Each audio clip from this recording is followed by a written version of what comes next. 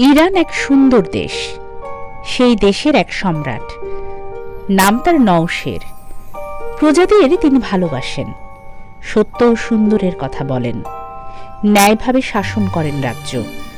চারিদিকে তার সুনাম, সকলেই সম্রাট নওশেরের প্রশংসায় পঞ্চমুখ।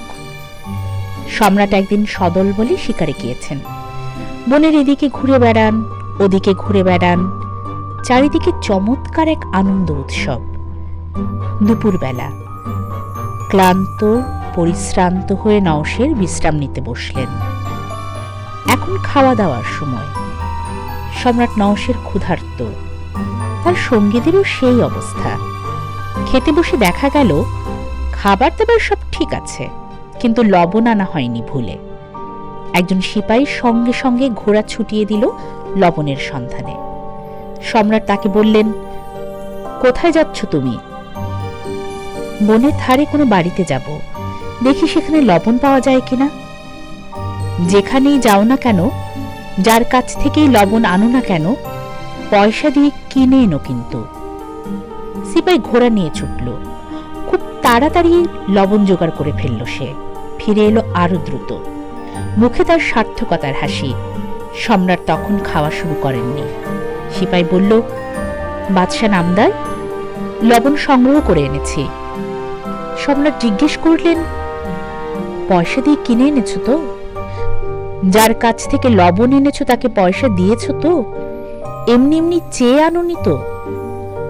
নওশের ব্যাকুল হয়ে তা জানতে চাইলেন।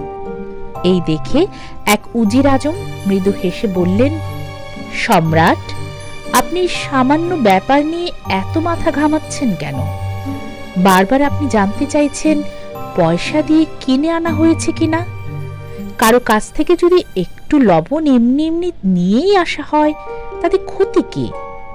সম্রাট বললেন, না না, সেটা হওয়া উচিত নয়।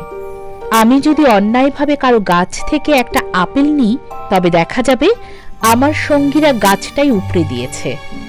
আমি যদি সিপাহীকে বলি, যাও বিনামূল্যে একটা ডিম নিয়ে এসো, ও গিয়ে তাহলে কারো বাড়ি থেকে মুরগি শুদ্ধ ধরে আনবে, এটা কি ঠিক হবে? সকলেই মাথা ঝাঁকালেন, না, এটা করা ঠিক হবে না। বাদশাহ নওশের বললেন, সম্রাট হয়ে অন্যায় করা উচিত নয়। বাদশাহ যদি একটু অন্যায় করে, তবে রাজকর্মচারীরা অন্যায় করবে আরো বেশি। তাই ক্ষমতাবান সম্রাটকে থাকতে হবে আরো সচেতন। আমি শুধু সেটুকুই চেষ্টা করি। দরবারের সকলেই সম্রাটের প্রশংসায় শতমুখ হয়ে উঠল।